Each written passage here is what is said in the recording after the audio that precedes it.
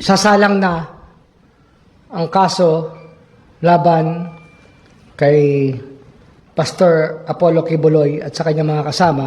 Kakasuhan na ng patong-patong na kaso ng sexual abuse of a minor, other acts of child abuse at qualified human trafficking si Kingdom of Jesus Christ founder Pastor Apollo Kibuloy at 5 iba pa. Ito'y matapos baliktarin ni Justice Secretary Jesus Crispin Remulla ang naunang pagbasura ng City Prosecutor of Davao sa reklamong rape na inihain ng isang menor de edad laban kay Kibuloy noong 2011.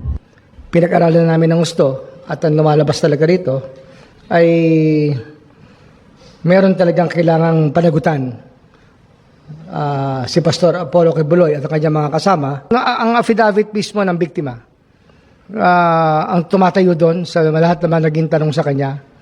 Naglabas na rin ng Department of Justice ng ILBO o Immigration Lookout Bulletin Order at maghahain rin ng PHDO o Precautionary Hold Departure Order kasabay ng pagsasampa ng mga kaso sa Davao para hindi makalabas ng bansa si Kibuloy.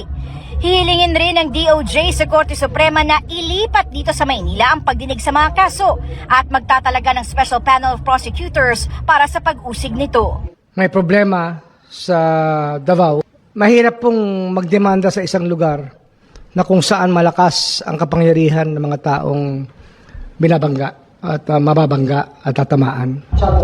Paglilinaw ni Remulla, walang halong politika ang pagsasampa ng mga kaso laban kay Kibuloy. Itinuturing ko siyang isang kaibigan, ngunit ito po yung trabaho na ginagampanan ko po.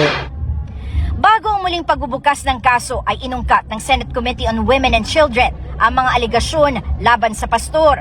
Kaya sabi ng komite, isang napakalaking tagumpay ito para sa bawat babaeng inalipusta at sinamantala ni Apollo Kibuloy.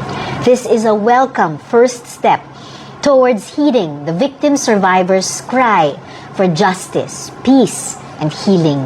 Pero tuloy pa rin bukas ang pagdinig nila rito at handa raw i-cite in contempt at ipaaresto si Kibuloy kung hindi dadalo. Double check sa aking